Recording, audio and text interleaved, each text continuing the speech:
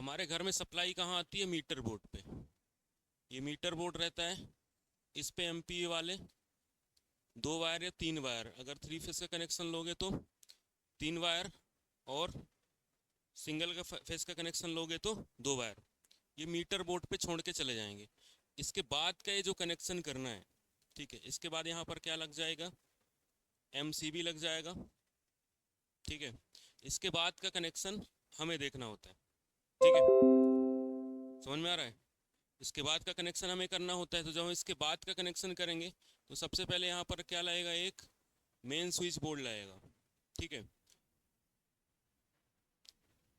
ये main switch board तो MCB को ही मान लो। ठीक है, मेन स्विच ये हो गया। उसके बाद यहाँ पर क्या लाएगा? बस बार।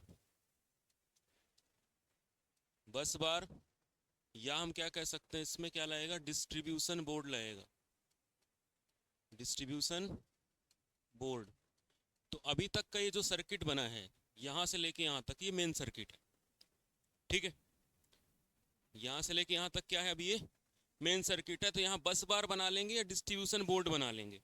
तो अलग अलग यहाँ पर या तो एमसीबी लगा लो डिस्ट्रीब्यूशन बोर्ड पे, एक एमसीबी ये लगा लिया हमने, दूसरी ये लगा ली, तीसरी ये लगा ली, चौथी ये लगा ली। अलग अलग कमरों के लिए अलग अलग लगाई। ठीक है, अब दो तरीके के लोड होते हैं, एक होता है पावर का लोड और एक होता है लाइट और पंखे के लिए लोड। ठीक है, एक किसके लिए होता है? लाइट एंड फैन के लिए, और एक पावर के लिए होता है। पावर के लिए जो होता है वो लोड हैवी लोड होता है। ठीक है, तो अगर हम सपोज करो ये वाला, इसका आउटपुट लिया, इसका आउटपुट लिया, इसका आउटपुट और इसका आउटपुट, तो ये सर्किट कौन से सर्किट कहला गए? सब सर्किट। कौन से सर्किट है ये? सब सर्किट। तो एक सब सर्किट का जो लोड होगा वो 800 वाट से ज़्यादा नहीं होना चाहिए। ठीक है, एक सब सर्किट का लोड कितना होना चाहिए? 800 वाट से ज़्यादा नहीं होना चाहिए। या हम क्या कर सकते हैं, इसमें दो पॉइंट बना सकते हैं। क्या कर सकते हैं हम इसमें? दो पॉइंट बना सकते हैं, या 800 वाट कनेक्ट कर लो। ठीक है, यहाँ तक क्लियर है? और ये काहे के लिए है? लाइट एंड फैन के लिए। लाइट एंड फैन के लिए। लाइट एंड फैन का मतलब होता है हल्के लोड के लिए। ठीक है, हल्का लोड है यदि तो। हल्के लोड के लिए कितना करते हैं हम? 800 वाट, या कितने पॉइंट? 800 वाट या कितने पॉइंट? 10 पॉइंट। दो पॉइंट करते हैं पावर के लिए। ठीक है, अगर मान लो ये वाला हमने बनाया लाइट एंड फैन के लिए, ये वाला भी लाइट एंड फैन के लिए, ये वाला लाइट एंड फैन के लिए, इसको हमने बना दिया पावर के लिए। तो जब पावर के लिए बनाएंगे तो 3000 वाट होना चाहिए, से कम ज़्यादा नहीं होना चाहिए। या हम इसमें कितने पॉइंट बनाते हैं? दो पॉइंट। इसमें 10 पॉइंट और इसमें दो पॉइंट बनाते हैं। पॉइंट का मतलब होता है जैसे हमने एक सॉकेट बना लिया तो हमारा एक पॉइंट हो गया, दूसरा सॉकेट बना लिया तो दूसरा पॉइंट हो गया, या हमने एक लोड कनेक्ट कर दिया तो वो हो गया। ठीक है, क्लियर यहाँ तक? ये सब हम पढ़ चुके थे क्लास में। इसमें कह रहा है कि पावर के लिए ना 2.5 mm² से कम का तार नहीं लगाना है। कितना लगाना है? 2.5 mm² से कम का तार नहीं लगाना है। और लाइट हैंड फैन के लिए 1.5 mm² से कम का नहीं लगाना है। ठीक, नहीं लिखना है, स्क्वायर लिखना है। ठीक है, उसके बाद मैंने बताया था वोल्टेज ड्रॉप कितना होना चाहिए डिस्ट्रीब्यूशन के लिए। किससे ज़्यादा वोल्टेज ड्रॉप नहीं होना चाहिए? वोल्टेज ड्रॉप कितना था? 2% प्लस 1। ठीक है, और power circuit light and fan के लिए कितना वोल्टेज ड्रॉप? 2% प्लस 1। इसमें 2% प्लस 1 वोल्टेज ड्रॉप, इससे ज़्यादा वोल्टेज ड्रॉप नहीं होना चाहिए। पावर के लिए कितना था? 5%। 5% या हो या इससे कम हो, इससे ज़्यादा नहीं होना चाहिए पावर में वोल्टेज ड्रॉप। जैसे हम चक्की चालू करते हैं कोई, तो बगल की लाइट डिम हो जाती है। ठीक है, ऐसा होता है। तो वो मेन कारण होता है कि जब पावर का लोड कनेक्ट करते हैं ना, तो वोल्टेज का ड्रॉप होता है। तो हमारे घर में कम वोल्टेज आने लगता है, क्योंकि वो लाइन से जो करंट ले रहा होता है उसकी वजह से ड्रॉप होता है। तो पता चला वो ड्रॉप ज़्यादा होने की वजह से होता है, लेकिन नियम क्या है? 5% से ज़्यादा ड्रॉप नहीं होना चाहिए। ठीक है, मतलब वो नियमों का क्या कर रहा है? उल्लंघन कर रहा है। ठीक है, लाइट एंड फैन के लिए कौन से टाइप की एमसीबी यूज की जाती है लाइट लोड के लिए? अरे एमसीबी पूछ रहा हूँ, फ्यूज थोड़ी ना पूछ रहा हूँ मैं। लाइट सर्किट के लिए घरेलू वायरिंग में कौन से टाइप की एमसीबी यूज की जाती है? हम्म, लाल।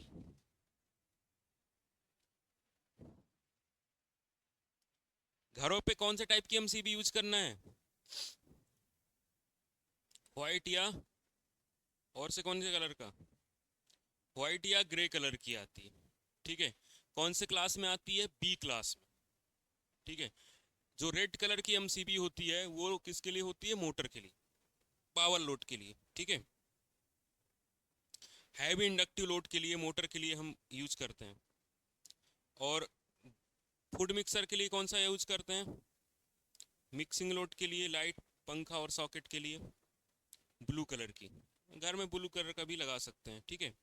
और डी वाला जो होता है रेड कलर का, वो काहे के लिए होता है?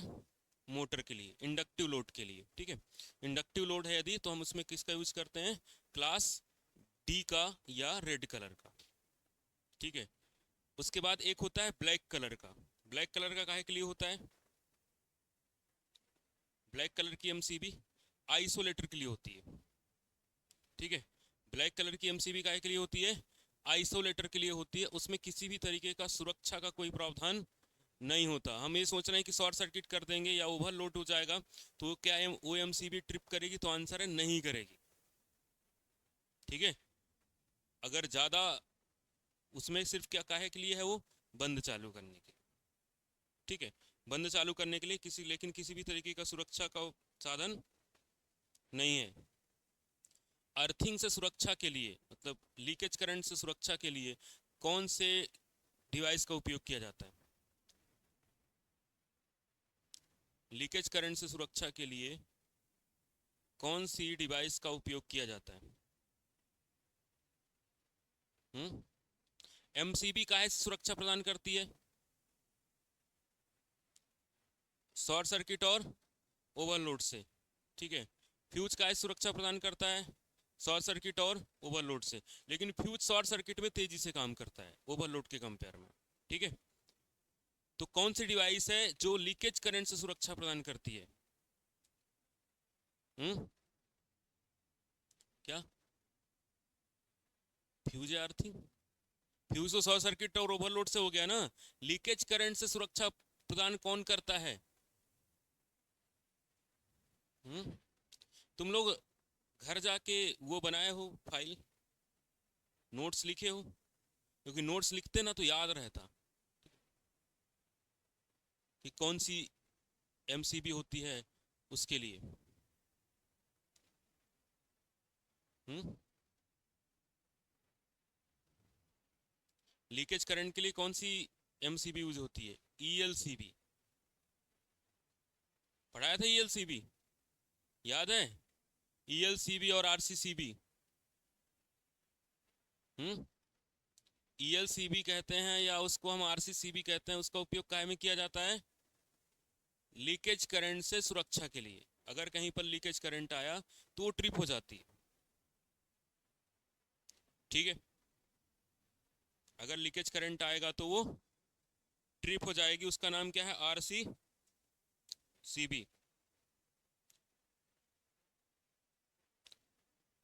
और एमसीबी किससे? लीकेज करंट और शॉर्ट सर्किट के। एमसीबी कितने रेटिंग तक की आती है?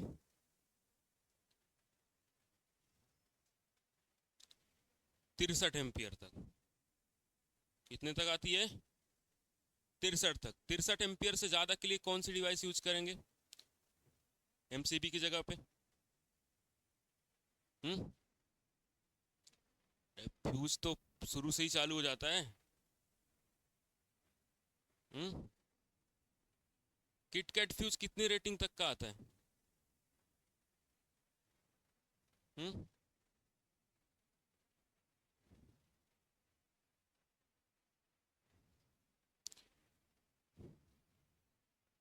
कितने रेटिंग तक उपयोग कर सकते हैं किटकैट का? हम्म,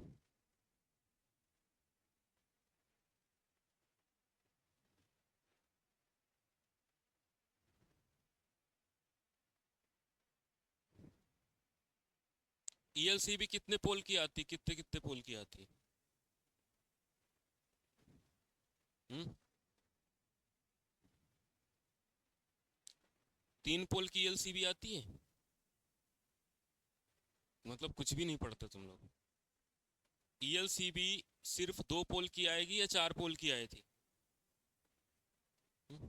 नोट्स अभी चेक करेंगे, जिसका नहीं बना होगा उस पर फाइन लगाएंगे, ठीक है?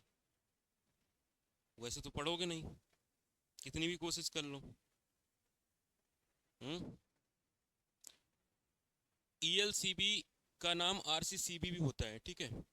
ईएलसीबी कहा जाता है, या उसको क्या कहा जाता है, आरसीसीबी भी कहा जाता है। ईएलसीबी का पूरा नाम क्या है? हम्म ईएलसीबी का पूरा नाम क्या है?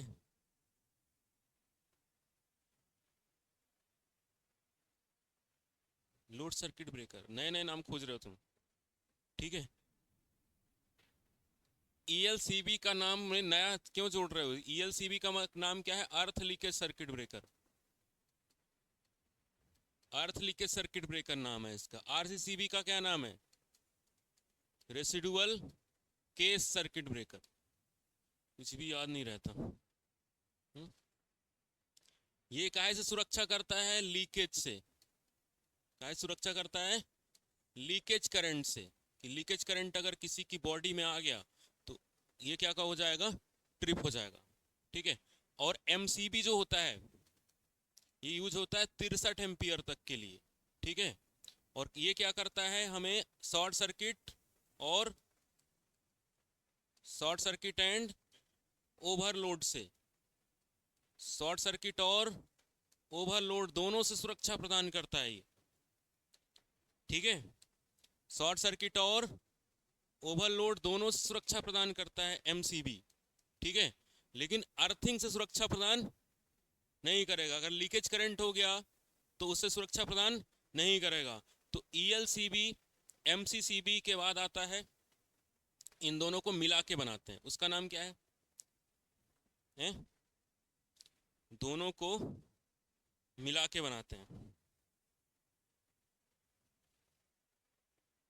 दोनों को मिला के बनाते हैं, उसका क्या नाम है?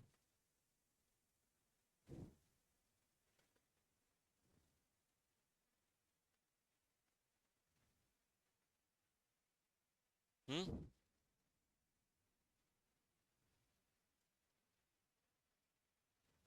एमसीसीबी नए नए खोज कर रहे थे। हम्म एम आरसीसीबी प्लस एमसीबी, दोनों के गुण किस में मिलते हैं? आरसीसीबी, आरसीसीबी प्लस एमसीबी, दोनों के गुण किस पे मिलते हैं? आरसीबीओ में। किस में मिलते हैं? आरसीबीओ में, ठीक है? तुम खड़े हो जाओ, बताओ एमसीबी का फुल फॉर्म क्या है? तुम्हें ही पूछ रहा हूँ। हाँ, एमसीबी का फुल फॉर्म क्या है? नहीं पता? खड़े रहो आज पूरा दिन, शाम को 5 बजे तक। तुम बताओ, तुम्हें भी नहीं पता? तुम बताओ। बाहर नीचे जो कोचिंग्स है ना, वहाँ ले जाकर खड़ा करूंगा मैं सबको। दिन भर एक प्लेट लिए कि हमसे कुछ नहीं आता है। एमसीबी का फुल फॉर्म नहीं पता तुम लोगों को? हैं? तुम बताओ, मोबाइल पे देख रहे हो? हम्म बताओ। हाँ, मिनिएचर आगे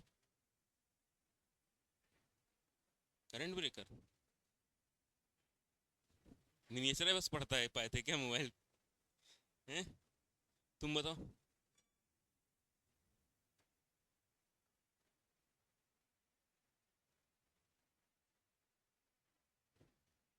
आ जाओ। बताओ एमसीबी का फुल फॉर्म क्या है? नहीं पता? तो तुम लोग मैं पढ़ा क्यों रहा हूँ, ये समझ में नहीं आ रहा है। बैठ जाओ। एमसीबी का पूरा नाम नहीं पता कर पाए अभी तक। मैं ईएलसीबी का फुल फॉर्म सोच रहा हूँ, तुम लोग पढ़ते होगे घर जाके। हैं? क्या? मिनिएचर सर्किट ब्रेकर नाम है इसका। इंग्लिश में नहीं पढ़ पाते हो तो बता दिया करो, मिनिएचर सर्किट ब्रेकर।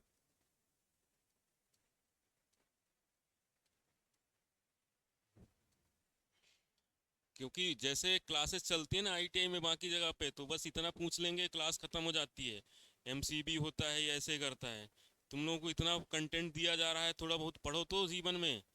कुछ नहीं करोगे। Miniature circuit breaker. और आरसीसीबी का नाम क्या है अभी बताया मैंने, रेसिडुअल केस सर्किट ब्रेकर। इसका नाम क्या है?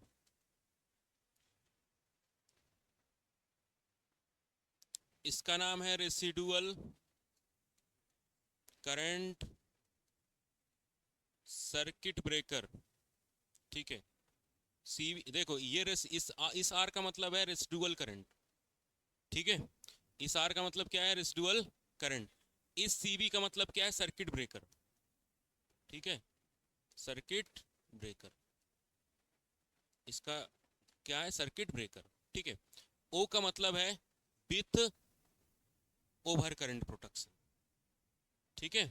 और किसमें क्या है? With over current.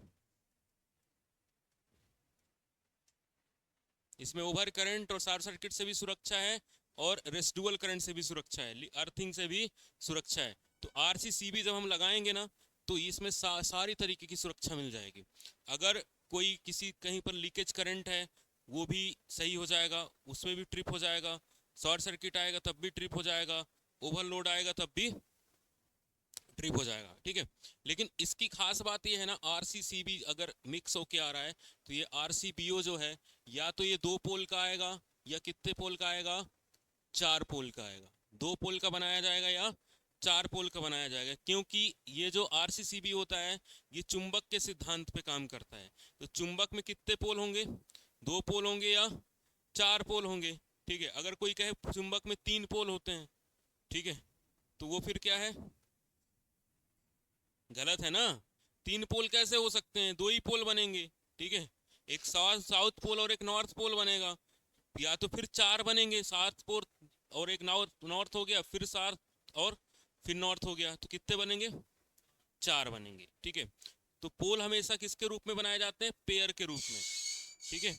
चुंबक में मैंने बताया तो था कि जो हमारे चुंबक होते हैं, उससे जो पोल बनते हैं वो किसके रूप में बनते हैं? पेयर के रूप में। सिंगल पोल हम ना तो बना सकते हैं, ना ही नष्ट कर सकते हैं। अब यहाँ से हमें चालू करना है कि लेआउट क्या होता है ये समझना है, इंस्टॉलेशन क्या होता है, इंस्टॉलेशन प्लान क्या होता है ये समझना है, सर्किट डायग्राम और वायरिंग डायग्राम, इनमें क्या क्या हमें जानकारी मिलती है। पहला देखो क्या है इसमें, लेआउट प्लान। तो लेआउट प्लान में जो सिंबल यूज किए जाएंगे वो लेआउट वाले सिंबल यूज किए जाएंगे। ठीक है। कौन से सिंबल यूज किए जाएंगे? लेआउट वाले। सबने सिंबल बना लिया है कॉपी पे? लिखा है? नहीं लिखा? नहीं लिखा है। देखो, लेआउट डायग्राम एक सिंपल चित्र होता है, एक सिंपल हमारा ड्राइंग होता है। ठीक है। जो क्या बताता है? पोजीशन ऑफ लाइट, लाइट, पंखा, स्विच, सॉकेट आदि की क्या बताता है? स्थिति बताता है, पोजीशन दिखाई जाती है। ठीक है। इसके अंदर वायरिंग नहीं रहती। ठीक, ये बता रहा देखो, यहाँ पर क्या लगा है? लाइट लगा है। ठीक है। यहाँ पर सॉकेट लगे हुए हैं। ठीक है। लेकिन यहाँ पर ये नहीं बता रहा है कि वायरिंग कहाँ है। ठीक है। इसका उद्देश्य यह बताना है कि सर्किट किस काम के लिए है। ठीक है। सर्किट का काम क्या है। ठीक है। कहाँ पर क्या लगेगा। ठीक है। कहाँ पर कौन सी चीज लगाई जाएगी उसके बारे में। ठीक, कितनी ऊंचाई पर लगाना है ये भी दिया रहेगा। ठीक है। तो ये किसके लिए है? कस्टमर से अप्रूवल लेने के लिए। कस्टमर को हम लेआउट देंगे एक कि यहाँ पर ये चीज लगेगी। ठीक है। तो उसको हम कंज्यूमर से क्या लेंगे? अप्रूवल लेंगे कि यहाँ पर ये चीज लगेगी। तो यहाँ इसमें क्या पता चल जाएगा कि कितना मटेरियल, कौन सा मटेरियल कितना लगेगा, कितने सॉकेट लगेंगे, कितने स्विच लगेंगे, कितना वायर लगेगा, कितनी ऊंचाई पर जाएगा ये। ठीक है। यहाँ पर देखो जैसे ये लगाया है तो कितनी ऊंचाई पर लगाया है, सॉकेट से यहाँ तक की डिस्टेंस कितनी है, सब कुछ इसमें मेंशन है कि कौन सी चीज लगेगी और कौन सी चीज किस जगह पे लगेगी। तो इसमें वायर का साइज भी पता चल जाएगा। तो एस्टिमेशन ऑफ मटेरियल का मतलब होता है कौन सा मटेरियल कितना यूज होने वाला है। ठीक है। वायर कितना लगेगा, ठीक है, कितने सॉकेट लगेंगे, कितनी ऊंचाई पर लगेंगे, सब कुछ पता चल जाएगा। ठीक है, ये आर्किटेक्चुरल प्लान होता है। ठीक है, आर्किटेक्चर पता चलता है कि कौन सी चीज़ कहाँ पर लगेगी। ठीक है, तो इसमें लेआउट में सिंपल सी बात है कि यहाँ पर वायरिंग का हमें नहीं पता चलेगा, सिर्फ ये पता चलेगा कौन सी चीज़ कितनी लगनी है। ठीक है, दूसरा है इंस्टॉलेशन प्लान। ठीक है, इंस्टॉलेशन प्लान में ये पता चलता है हमें कि कौन सी एसेसरीज की वास्तविक स्थिति क्या है। ठीक है, कौन सी एसेसरीज लगेगी, जैसे यहाँ पर देखो कौन सा सॉकेट लगा है। ठीक है, कहाँ पर स्विच लगा है, कहाँ पर बोर्ड लगा है, एक्चुअल पोजीशन पता चल जाती है इंस्टॉलेशन प्लान पे कि कौन सी चीज़ कहाँ पर इंस्टॉल है। ठीक है, लेआउट में सिर्फ ये पता चल जाता कौन सा कितनी दूरी पर लगा, कौन सी चीज़ लगी है, लेकिन एक्चुअल कौन सी लगी है इसमें पता चलेगा। ठीक है, कंड्यूट कौन सा लगा है, पीवीसी लगा है कि कौन सा कंड्यूट लगा है, क्लैंप कौन से लगे हैं। ठीक है, गिट्टी कौन सी डाली गई है, कितनी दूरी पर दिखाया जाना है, ये सारी जानकारी इंस्टॉलेशन प्लान पर पता चल जाएगी। ठीक है, कोई कौन सी डिवाइस लगी है। ठीक है, एल्बो लगा है, बेंड लगा है, टी लगा है। ठीक है, या फिर स्क्वायर लगाया गया है, कौन सी चीज़ लगाई है, यहाँ से पता चल जाएगा। ठीक है, इससे हमें क्या पता चल जाता है कि कौन सा हमें कंड्यूट लगाना है। ठीक है, प्रॉपर फिक्सिंग पता चल जाती है और स्पेसिंग पता चल जाती है। ठीक है, ये नेट एंड सेफ इंस्टॉलेशन होता है। ठीक है, नीट एंड सेफ इंस्टॉलेशन पता चल जाता है कि कहाँ पर कौन सी चीज़ लगानी है। ये एक हो गया लाइन का, एक हो गया न्यूट्रल का, और एक हो गया अर्थ का।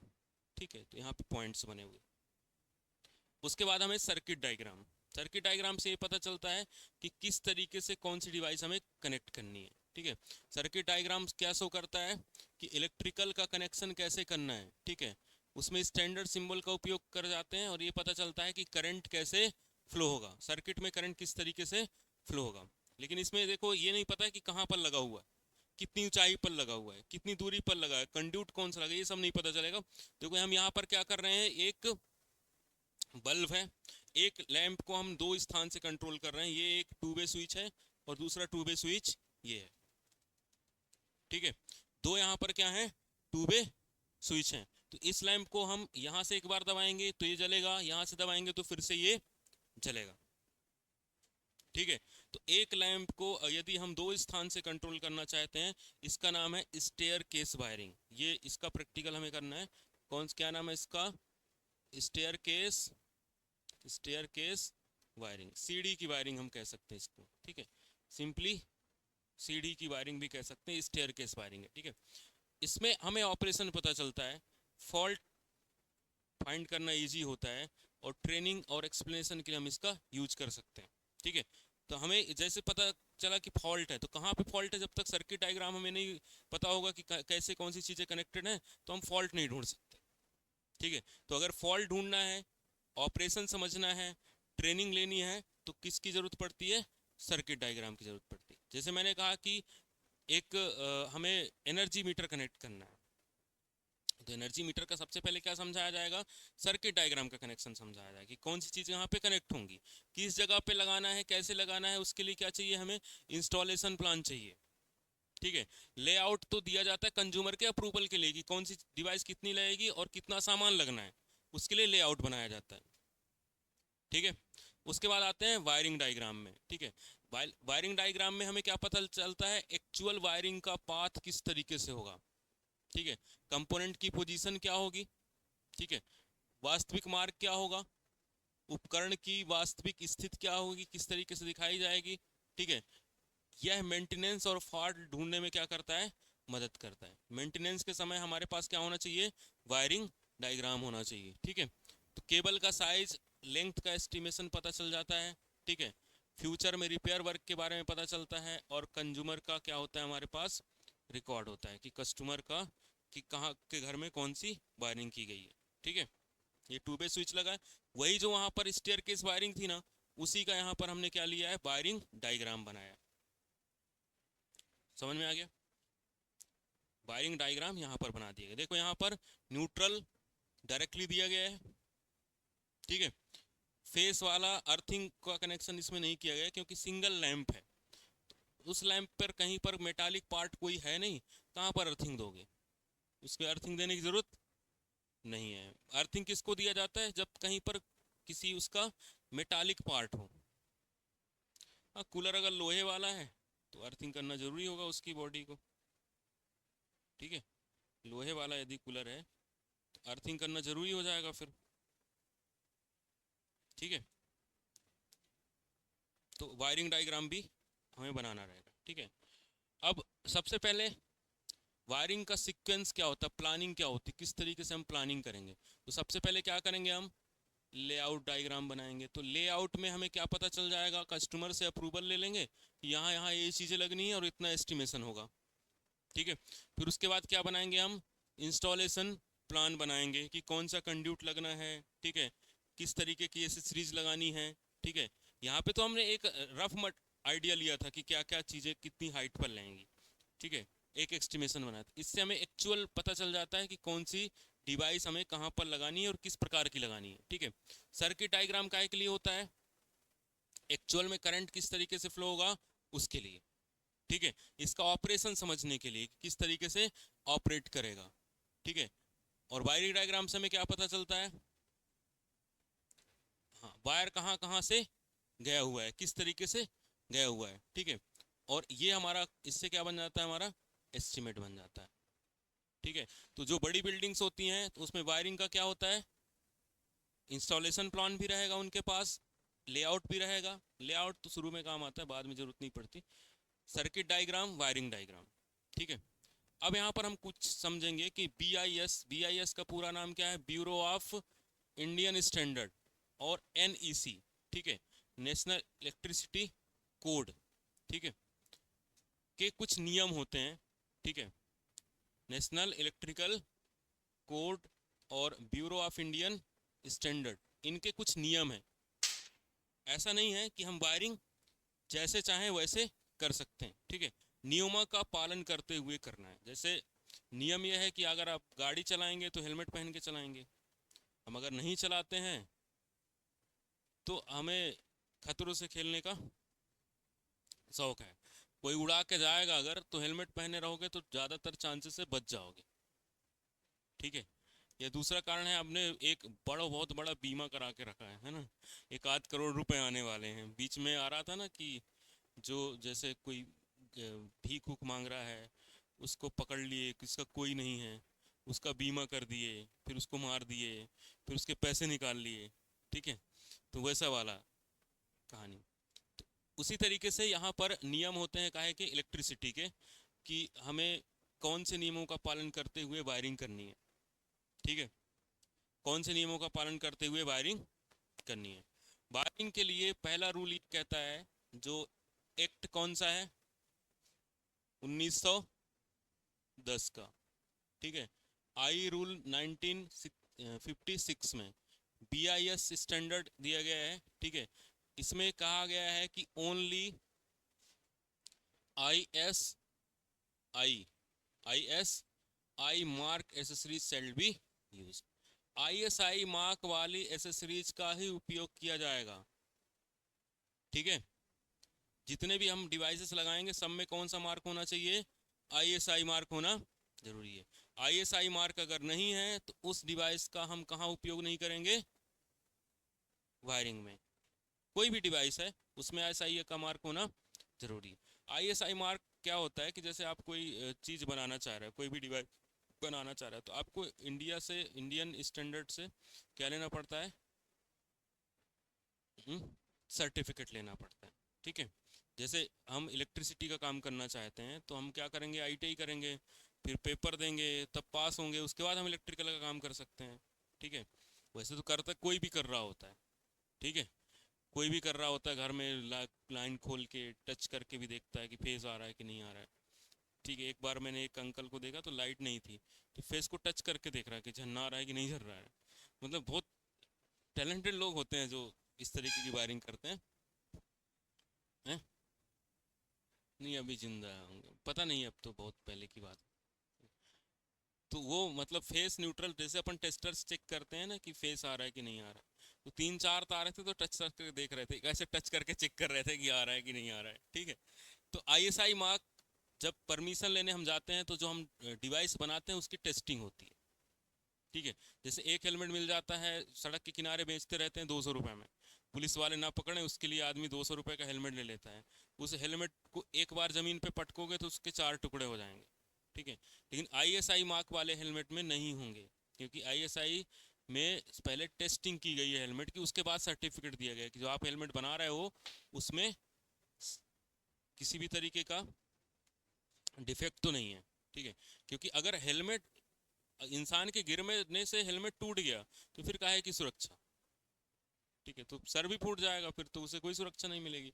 उसी तरीके से यहाँ पर इलेक्ट्रिसिटी के लिए कौन सा मार्क होना चाहिए? आईएसआई वाले। हेलमेट में भी आईएसआई मार्क होता है, बिना आईएसआई वाले मिल जाएंगे 150 रुपये में, 200 रुपये में, लेकिन आईएसआई मार्क वाले महंगे मिलेंगे, ठीक है। और जब हम इलेक्ट्रिसिटी का काम करवाएंगे तो उसके पास क्या होना चाहिए? काम करने का लाइसेंस होना चाहिए। लाइसेंस धारी ठेकेदार से ही आपको काम करवाना है, ठीक है। इलेक्ट्रिसिटी का काम करने वाला इंसान जो होगा उसके पास क्या होनी चाहिए? लाइसेंस होना चाहिए, काहे का? इलेक्ट्रिसिटी काम करने का। वह बना के दे सकता है, यहाँ तो हर चीज़ किराए पे चलती है, ठीक। जैसे तुमने बनवा लिया, तुम नहीं कर रहे हो काम, किसी को दे दिए।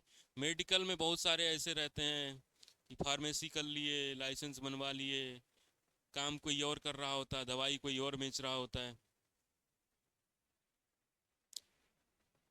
केस तो बन जाता है, लीगली तो बन जाएगा, लेकिन लीगली अगर करेंगे ना तो एक दिन में 50% इंडियन जेल में हो जाएंगे, 50% लोग जेल चले जाएंगे जो काम करते हैं। अगर लीगली एक दिन में चेक किए ना तो एक दिन में बहुत सारे लोग मिल जाएंगे ऐसे, जो मतलब गलत तरीके से चलाते हैं।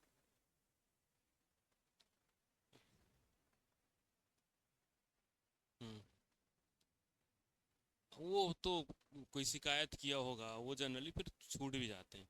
मैं परसों के दिन, संडे परसों था ना, परसों के दिन मैं आ रहा था तो चेतक ब्रिज से, ये चेतक ब्रिज है, इस पे अपन चढ़ते हैं एमपी नगर के लिए। एक ये रास्ता है सुभाष नगर साइड से, फिर अपन जैसे आते हैं तो टर्न करके एमपी नगर के लिए चढ़ते हैं। तो मैं इधर से आ रहा था, यहाँ से आया, टर्न करके यहाँ आया, एक आदमी ये इधर से आया होशंगाबाद रोड साइड से, और आके मेरी गाड़ी के आगे ऐसे लगाया, ठीक है। एकदम मतलब इसमें 3 लाइन है ऊपर आने के लिए, एक दो और ये तीसरी लाइन है, मैं तीसरी लाइन पे हूँ। वो इधर से आया और मेरी गाड़ी के आगे स्क्रैच मार दिया। अब मेरी गाड़ी पे रिकॉर्डिंग होती है पूरी, उसमें डैश कैम लगा हुआ है, तो मैंने उसको कुछ नहीं बोला, मैंने कहा तू जा, मुझे लगा कि नहीं लगा होगा स्क्रैच। फिर मैं जब पार्किंग में गाड़ी खड़ी की तो स्क्रैच लगा, तो मैंने रिकॉर्डिंग निकाली और ले जाके थाने पे दिया। थाने वाले ने उसको फ़ोन लगाया और बुलाया, तो उसने जब फ़ोन लगाया ना थानेदार ने, तो बोलता है कि मेरी गाड़ी में तो स्क्रैच लगा है। उसको लगा होगा कि ये नंबर देख के और बुला रहे होंगे, ठीक है। नंबर देखा होगा कि इसने एक्सीडेंट किया है, तो नंबर देख के बुलाया होगा, तो वो बहस करने लगा उससे कि मेरी गाड़ी में तो लगा है। तो बोले गलती किसकी है, तू चुपचाप यहाँ थाने पहुँच। जब वो थाने पहुँचा, जब उसको वीडियो देखा तो शौक हो गया कि पूरा वीडियो रिकॉर्ड है, ये मैं दिखाता हूँ। फिर मैंने वीडियो उसका डाउनलोड किया। उसको लगा होगा कि चलो ऐसे ही होगा, तो कोई, हाँ, इनके पास सबूत नहीं हो। देखो ये मैं इधर से आ रहा हूँ, ठीक है, ये देखिए टर्न कर रहा हूँ, नहीं दिख रहा है ये?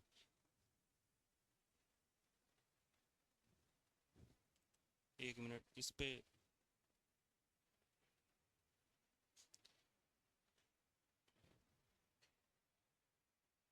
हम्म, हाँ, कार में आगे की पूरी रिकॉर्डिंग होती है।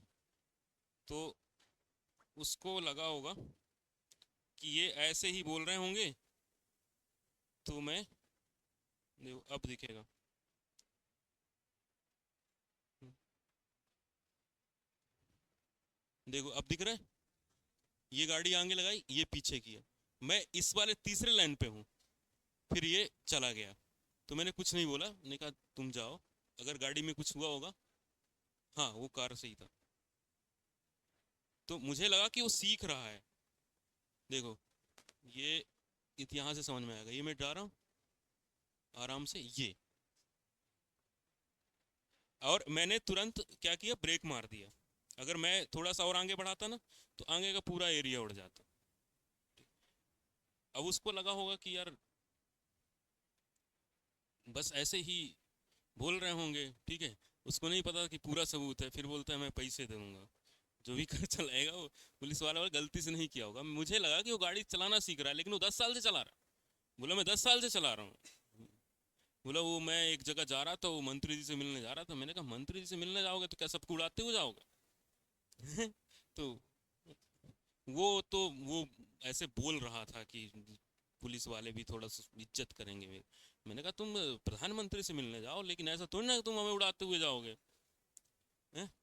हाँ पैसे देने पड़े, उसको पूरा सबूत है, वो तो केस कर देंगे उसके ऊपर। ठीक है, तो ये मतलब टेक्नोलॉजी का, अरे कितना तुम्हें सब जानकारी चाहिए, कितना दिया। तो क्या इन सब चीज़ों का, जो आप टेक्निकल चीज़ें होती हैं, इनका आपको फायदा मिलता है। ठीक है, जो टेक्नोलॉजी का सही उपयोग आप करते हैं तो आपको फायदा मिलता है। कोई, क्योंकि आप, वो 4 लोग थे, मैं अकेला था, क्या बहस करता मैं? ठीक है, समझदारी यही कहती है कि हमारे पास सबूत है। अब वो सबूत के बेसिस पे वो, उसके बाद जो है, जो सबूत उसने वीडियो देख लिया, उसके बाद तो उसका पूरा बत्ती गोल हो गया कि क्या होना चाहिए। ठीक है, बोल ही नहीं पाएगा वो। ठीक है, लेकिन अगर वहीं पर वीडियो रिकॉर्डिंग नहीं होती फिर हाँ, आपकी गलती है, सामने वाला यही बोलता है आपकी गलती है। ठीक है, और जब मैंने वीडियो दिखाया ना वहाँ पे थाने पे, तो थाने वाले बोलते तुम वीडियो रिकॉर्ड कर रहे थे? मैंने कहा डैश कैम पे ऑटोमेटिक, अच्छा ये भी होता है, ये तो बढ़िया चीज़ है यार।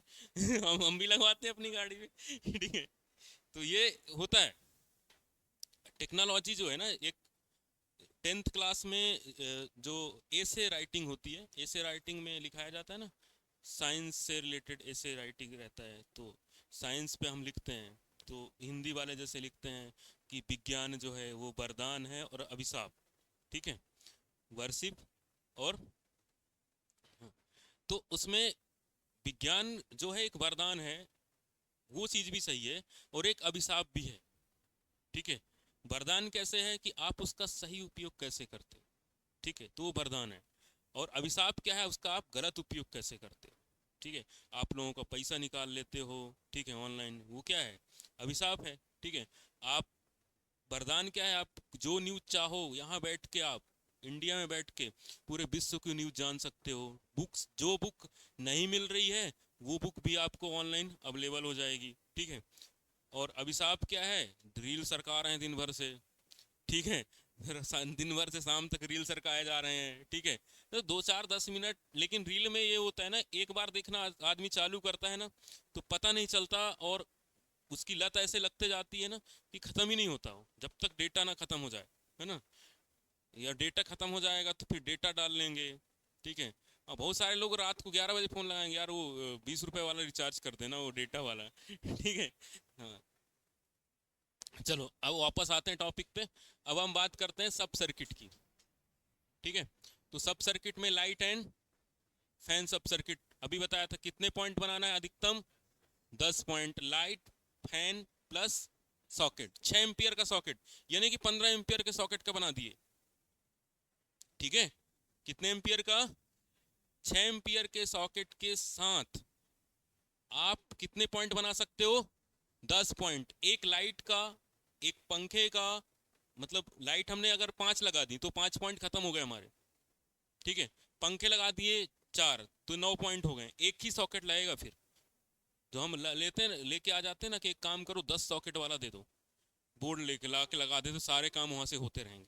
तो 10 सॉकेट तो अगर लगा दिए तो फिर उससे बोर्ड ही बन पाएगा एक सब सर्किट में, एक एमसीबी लगी रहेगी और एक बोर्ड लगा रहेगा, उसके लिए होगा वो। ठीक है, पावर के लिए तो अलग बनाना है, पावर वाला सब सर्किट ही अलग होगा। ठीक है, पावर वाला जो सब सर्किट होगा वो अलग बनाया जाएगा, और लाइट एंड फैन के लिए अलग बनाया जाएगा। ठीक है, इसके लिए मैक्सिमम लोड कितना होगा? 800 वाट का होगा। या तो 10 पॉइंट बना लो या सीधा 800 वाट कनेक्ट कर लो। ठीक है, 800 वाट कनेक्ट कर लो या 10 पॉइंट बना लो। 10 पॉइंट अगर बना लिए तो फिर 800 वाट वाले का रूल खत्म हो जाएगा, या 800 वाट हमने बना लिए तो 10 पॉइंट का रूल खत्म हो जाएगा। ठीक है, दो ऑप्शन है आपके पास पॉइंट बनाने के। ठीक है, पावर सब सर्किट के लिए अधिकतम लोड कितना होगा, 3000 वाट होगा, और अधिकतम कितने पॉइंट बना सकते हो, 2 पॉइंट। ठीक है, अब 3 किलोवाट कंसल्ट पावर अथॉरिटी। अगर 3 किलोवाट से ज़्यादा का बनाना है ना, तो फिर किससे का संपर्क करो, एमपीवी से पूछो कि ये हमें कनेक्ट करना है, तो इसका वो बताओ। ऐसा नहीं कि ले आए 20 किलोवाट की मोटर और लगा के घर में चलाने लगे। ठीक है, अगर हम ऐसा करते हैं तो इलेक्ट्रिसिटी वाले आएंगे, चालान बना के जाएंगे। ठीक, क्योंकि आपने सडनली एक हैवी लोड कनेक्ट कर दिया उस लाइन से, जो उन्होंने लाइन कम लोड के लिए डाली थी, तो लाइन खराब हो जाएगी। ठीक है, तो अगर 3 किलोवाट का ज्यादा का लोड आपके घर में है ना, तो आपको किससे संपर्क करना पड़ेगा, बिजली विभाग से। वो एचपी के हिसाब से रहती है, अलग अलग एचपी के लिए रहती है। जैसे 2 एचपी की भी कुछ लोग लगा लेते हैं, कुछ 5 एचपी की लगा लेते हैं, कुछ लोग 10 एचपी की लगा लेते हैं। तो 10-20 एचपी की तो बहुत बड़ी मोटर हो जाएगी। ठीक है, खेतों वगैरह के लिए 5 एचपी तक की लोग ज़्यादातर यूज करते हैं, 5 और 7 की। तो हैवी लोड ही हुआ ना। ठीक है, जैसे मान लो अगर 5 एचपी का है, तो 1 एचपी बराबर कितना होता है, 746 वाट। ठीक है, तो भी 3.5 किलोवाट हो गया। तो उसके लिए अलग से टीसी कटती है ना, लोग उसका अलग से कनेक्शन लेते हैं ना, उसका अलग से मीटर लगता है। तो ऐसा नहीं है कि आपने 3 किलोवाट का घर में कनेक्शन ले लिया, उसी से 3 किलोवाट की मोटर भी चला रहे हो। ठीक है, वैसा नहीं। ठीक है, उसके लिए अलग लेना पड़ेगा। जैसे मान लो कि एक हमने 5 एचपी की मोटर ले आए, 2 एचपी की मोटर ले आए, क्योंकि शायद वो 1 एचपी तक फ्री देते हैं, आधे एचपी तक, है ना, कि आप अपने घर में आधे एचपी की मोटर लगा के पीने का पानी भर सकते हो। ठीक है, तो हाँ 1 एचपी तक भर सकते हो। ठीक है, वो नियम रहते हैं कि इलेक्ट्रिसिटी विभाग वाले कहते हैं कि आप 1 एचपी तक घर पे मोटर चला के पानी वानी भर लो। हाँ, क्योंकि 1 एचपी मतलब 746 वाट, 800 वाट के आसपास हो रहा है। 2 एचपी की तो ज़्यादा हो गया, 1500 वाट हो गया। 5 एचपी की मोटर ले आ रहे हो, 3 किलोवाट से ज़्यादा जा रहा है, तो उसके लिए मीटर अलग से लगेगा। ठीक है, अलग अलग नियम होते हैं, अलग अलग मोटर के लिए अलग अलग नियम होते हैं। और बहुत बड़ी मोटर लेके आए, 10 एचपी की मोटर लेके आ गए, तो 7 किलोवाट हो गया। ठीक है, उसके लिए वो अलग मीटर लगा के देंगे आपको। ठीक है, हाँ, परमिशन मिले। स्विच सॉकेट एंड एसेसरीज के बारे में बात करते हैं। तो जो स्विच की हाइट होनी होगी होगी कितनी होगी, 1.3 मीटर। सॉकेट की हाइट कितनी होगी, 0.25 मीटर से लेके 1.3 मीटर तक। ठीक है, ये सॉकेट की हाइट है। ठीक है, बाथरूम के जो स्विच होंगे आउटसाइड लगाओ। देखो ना, बाथरूम के बाहर स्विच लगा रहता है, फिर हम बटन दबा के अंदर जाते हैं कि अंदर ही लगा रहता है। कुछ लोग शौक के मारे अंदर भी लगवा लेते हैं ना, क्योंकि उनको ये लगता है कि बाथरूम में अगर लीकेज करंट आया तो हम जल्दी ऊपर पहुंच जाएंगे। ठीक है, तो वो ऑप्शन ज़्यादा प्रीफर करते हैं। ठीक है, बाथरूम स्विच कहाँ प्रीफर किया जाता है, बाथरूम के बाहर। सारे सॉकेट कैसे होने चाहिए और क्या होने चाहिए, ठीक है, अर्थिंग का तार एक अलग से जाएगा, अर्थिंग की रॉड गड़ेगी, उससे एक तार जाएगा। ठीक है, वो तार किस कलर का होगा, किस कलर का होगा, ग्रीन कलर का। और ग्रीन कलर का नहीं मिला तो, ये ग्रीन वाला ना पुराना जमाना है, जमाना अब चेंज हो चुका है। ठीक है, अब येलो वाले भी आते हैं। ठीक है, आगे अभी बताते हैं। ठीक है, आगे अभी सब सारी चीजें मैंने इसमें मेंशन कर दी है। प्रॉपर नोट्स बनाना और वायरिंग अच्छे से पढ़ लेना। ठीक है, क्योंकि वायरिंग सबसे इंपॉर्टेंट होता है इलेक्ट्रिशियन के लिए। ठीक है, वायरिंग अगर करना अगर आएगा तो बाकी काम सीख सकते हैं। जैसे ट्रांसफार्मर का काम है, तो अगर ट्रांसफार्मर वाली कंपनी में जाओगे तो ट्रांसफार्मर का काम सीखोगे पूरा। ठीक है, फिर आगे चल के इलेक्ट्रिशियन का काम डिवाइड हो जाता है। ठीक है,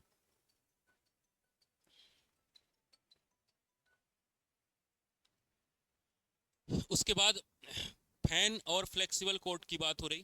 ठीक है, पंखा जो है, मिनिमम हाइट कितनी होनी चाहिए फ्लोर से, 2.75 मीटर। कहाँ से, फ्लोर से पंखे की हाइट। पंखा कम हाइट पे नहीं लगाना है कि पता चला किसी का गले उड़ जाए। ठीक है, क्योंकि पंखा में इतना पावर होता है कि हाथ पूरा तो नहीं कटेगा, लेकिन निशान तो आ ही जाएंगे। ठीक है, निशान आ ही जाएंगे। ठीक है, तो सेपरेट स्विच होना चाहिए किसके लिए, स्विच के लिए और रेगुलेटर के लिए। पंखे के लिए स्विच और रेगुलेटर के लिए क्या करना है, हमें सेपरेट रखना है। फ्लेक्सिबल कोड इसमें अलाउ है। फ्लेक्सिबल कोड का मतलब होता है जो लचीली वाली तार आती है ना, जिसमें बहुत सारे अंदर छोटे पतले पतले तार रहते हैं, उसको हम फ्लेक्सिबल बोलते हैं। ठीक है, तो फ्लेक्सिबल कोड इसमें अलाउ है। ठीक है, पेंडेंट्स में, पेंडेंट्स का मतलब होता है जहां पर हम कंड्यूट लगाएंगे। ठीक है, पेंडेंट्स में फ्लेक्सिबल कोड अलाउ है, और पोर्टेबल अप्लायंसेस पे। ठीक है, मतलब जैसे पोर्टेबल का मतलब होता है एक स्थान से दूसरे स्थान तक ले जा सकते हैं, उसमें फ्लेक्सिबल कोड उपयोग कर सकते हो। ठीक है, और पेंडेंट वाले पे हम फ्लेक्सिबल कोड उपयोग कर सकते हैं। पेंडेंट वायरिंग हम देखे थे ना, उसमें फ्लेक्सिबल कोड हम उपयोग कर सकते हैं। जो अंडरग्राउंड वायरिंग होती है उसमें फ्लेक्सिबल कोड उपयोग नहीं होती। ठीक है, कहाँ अलाउ नहीं है, जो अंडरग्राउंड होती है उसमें फ्लेक्सिबल कोड अलाउ नहीं है। फिक्स वायरिंग सब्स्टिट्यूट जो होंगे उनमें हम उसका उपयोग नहीं करेंगे। ठीक है, तो ये दो चीजें हैं। एक अंडरग्राउंड वायरिंग, इसका मतलब होता है अंदर होती है। ठीक है, छिपी हुई कहा जाता है इसको, छिपी हुई वायरिंग। जो छिपी हुई वायरिंग होगी, ठीक है, यह फिक्स्ड वायरिंग का सब्स्टिट्यूट होगा। फिक्स वायरिंग कहीं पर करेंगे तो वहां पर फ्लेक्सिबल कोड उपयोग नहीं करेंगे। ठीक है, फ्लेक्सिबल कोड का उपयोग नहीं किया जाएगा। माउंटिंग हाइट, कौन सा कितने हाइट पर होगा। डिस्ट्रीब्यूशन बोर्ड जो होगा, या कितना होना चाहिए, 2 मीटर होना चाहिए, 2 मीटर से कम।